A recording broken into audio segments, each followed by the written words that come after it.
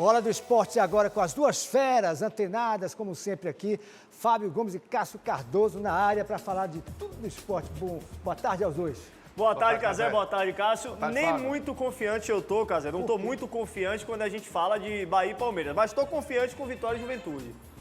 Por que essa diferença aí? Porque o Palmeiras joga em casa, é um jogo mais difícil, né, Cássio? Aí o Bahia nunca venceu lá no Allianz Parque, onde vai jogar amanhã. Mas já tá Gramado secando bem sintético, agora. tem essa preocupação também, viu?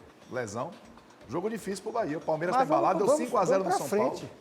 Pois é, será... Vamos ser otimistas. Agora eu quero saber o Eu seguinte. não acertei o placar. O que é... Você acertou. Dessa vez avise pra quem vai ser. Agora eu quero saber o que o torcedor de Bahia e Vitória vai achar da gente vestido de verde, né? Os dois adversários desse final de semana. Olha, eu confesso a vocês que quando eu pensei a mesma coisa. Agora, Será que a gente tá eu falei, pipocando? Palmeiras, eu falei, vixi. Pois é, vamos começar. Será que a gente tá pipocando em falar que o Bahia vai ter um adversário difícil? No campo do quadro tá começando. Tricolor enfrenta o Palmeiras amanhã no Allianz Parque. Já o Vitória joga domingo no Barradão contra o Juventude. O torcedor do Leão promete fazer a festa nas arquibancadas. O No Campo do 4 está começando.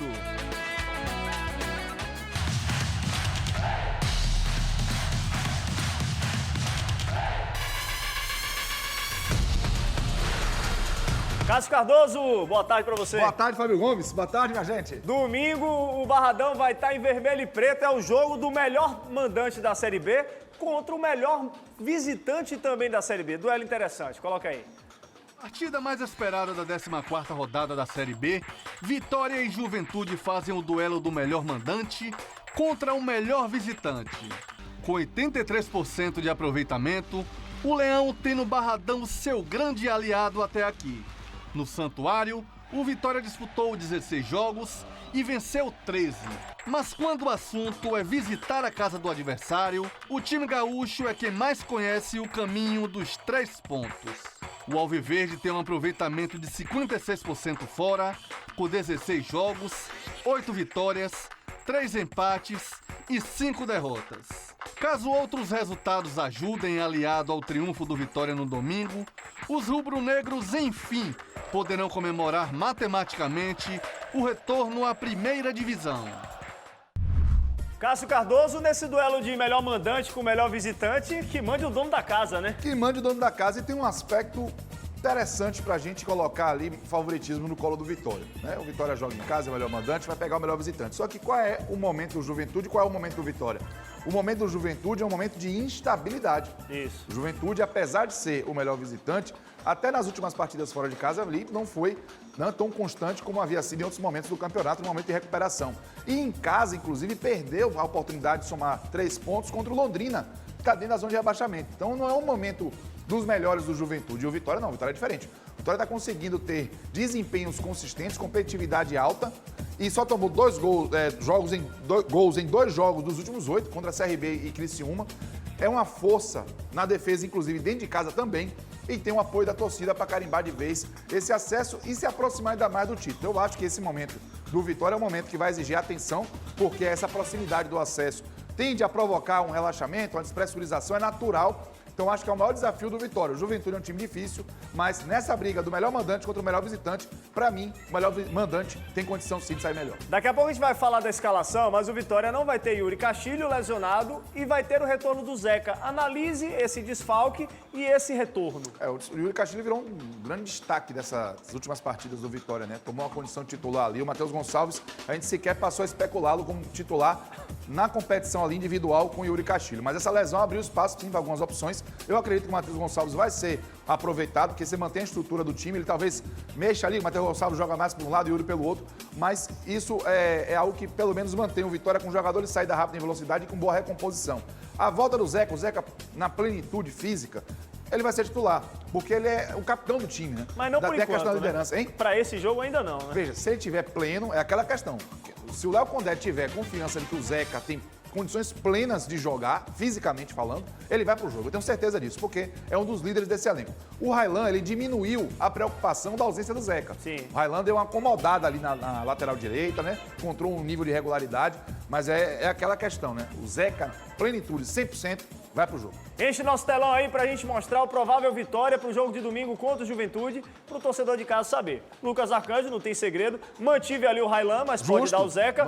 Camutanga, Wagner Leonardo voltando, né, de suspensão, e na esquerda Edson Lucas. O meio-campo ainda de Dudu e Rodrigo Andrade. E aí lá na frente o Vitória vai ter Matheus Gonçalves no lugar do Yuri Castilho, Mateuzinho, Osvaldo e Léo Gamalho. É esse o Vitória aí, Cássio? Imagino que sim. A gente ainda não tem, né, a certeza da informação da condição física do Zeca, então o Railan está bem aplicado ali. O Matheus Trindade já está à disposição, né? Já não é a primeira vez, mas vai para o banco, porque o Dudu está jogando um absurdo e o Rodrigo Andrade também está voltando a ter um certo equilíbrio no meio campo. E ali o Matheus Gonçalves, para mim, sim, é a grande opção. Pode inverter o lado com o Osvaldo, jogar na direita o Osvaldo na esquerda, mas o Osvaldo na esquerda já fez grandes jogos também, inclusive no Vitória. Vamos mostrar a tabela da Série B, porque o torcedor do Vitória hoje tem que estar com o secador ligado no 220. Hoje tem Ceará Sport, Guarani e Botafogo de São Paulo e Novo Horizontino e Ponte Preta. Tem que ligar o secador em alta para subir domingo. Tem mesmo, mas tem um detalhe. O torcedor do Vitória vai curtir hoje, porque os resultados eles vão trazer sempre algum tipo de benefício.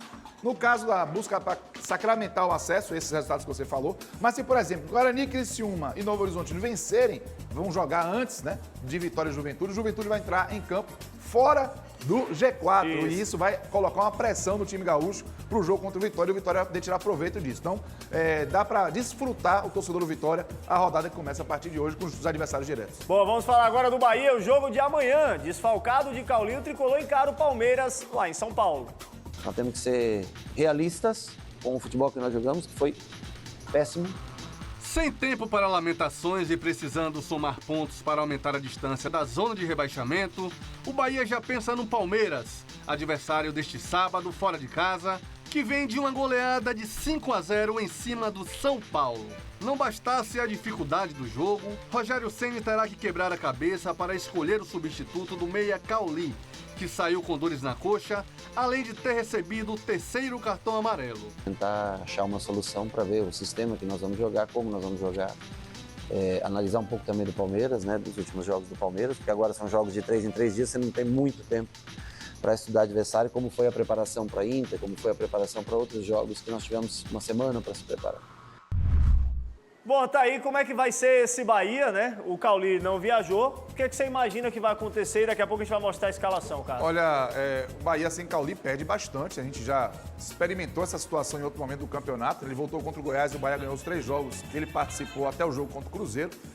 E o Rogério realmente vai ter que buscar uma formação. Pode ser que ele coloque o Léo Cittadini, pode ser que ele coloque o Fábio Acevedo. Deixa o Bahia... Vamos ver a escalação? Já que você está falando sobre isso, por favor, para o Cássio comentar em cima da escalação. Porque, Cássio, não é o meu Bahia. Sim. Mas eu acho que pode acontecer. Marcos Felipe, Gilberto, Canu, Vitor Hugo deve voltar, até pela zaga ter falhado muito contra o Cruzeiro. Na esquerda, Cândido. Aí eu coloquei ali Rezende, ao lado do Acevedo. Botei Tassiano, Iago Felipe, Biel e Everaldo.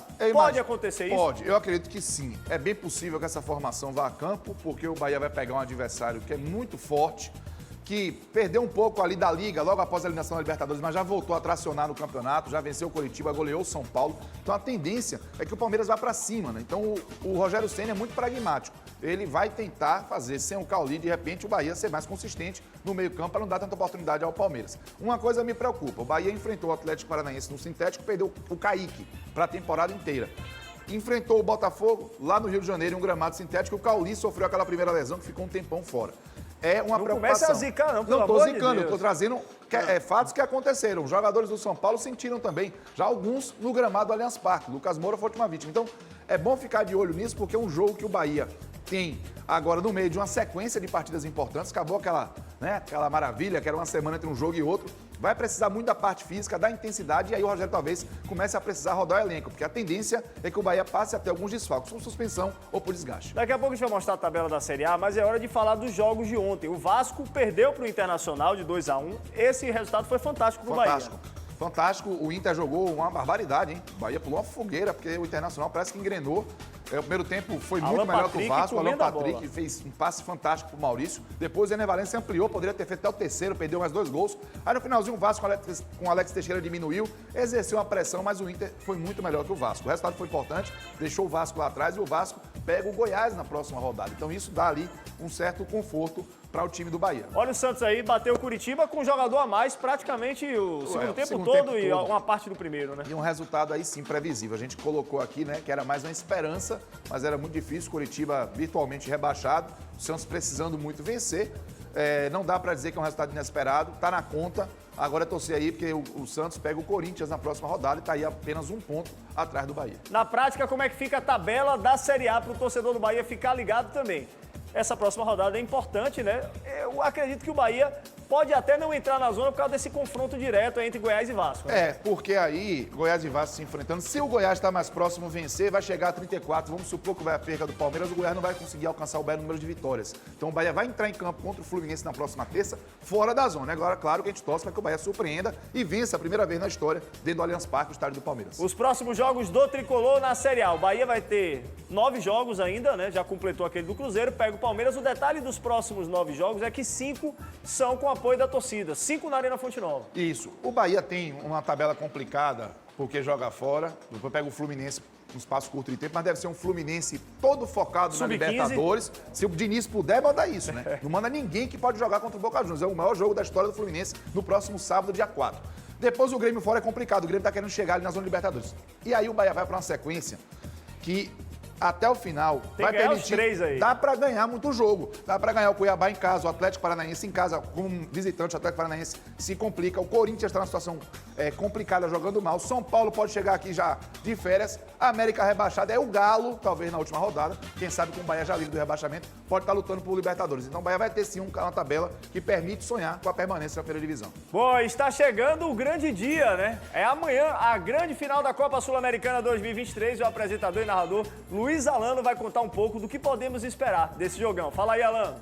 Fala pessoal, chegou a hora. Neste sábado, a partir das 4 da tarde, o Fortaleza encara a LDU do Equador pela grande final da Copa Sul-Americana. E é claro que aqui no SBT você não perde nada. Faremos um esquenta muito especial, com muita informação. O Leão do PC entra em campo em busca do título internacional inédito. A partida acontece no estádio Domingo Burguenho, em Punta del Este, no Uruguai. E teremos uma equipe muito especial por lá para cobrir tudo. Kleber Machado, Mauro Betting, Nadine Bastos, Eduardo Trovão e André Galvão não vão deixar passar nenhum detalhe. Então, você já sabe, sábado, 4 da tarde, o Fortaleza é o Brasil na Copa Sul-Americana. Futebol no SBT, a paixão é aqui.